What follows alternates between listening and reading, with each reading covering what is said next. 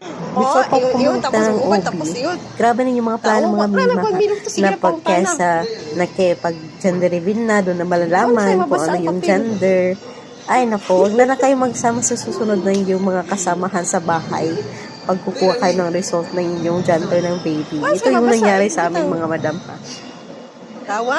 Pangayon sila? Wala, hindi ko Yun. ganahan Diba, magbalban kalabas ko lang. Every second tinatanong ako, ano bang result? Ano yung result? Ano yung result? Ay, kinulitan ako, di ba? Yan na. O, di pa alam Diba, wala kung saan makatawad, yung, basta ano, yung tawon. result. Tingnan natin.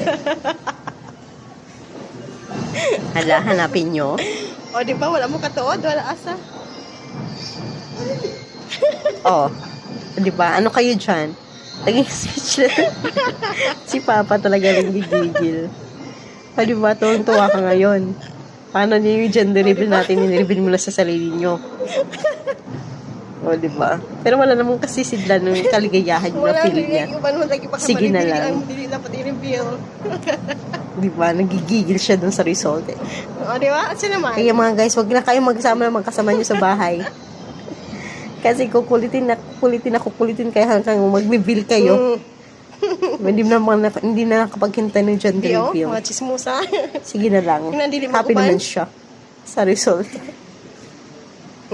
Yung ba yan? O, ang mga chismosa.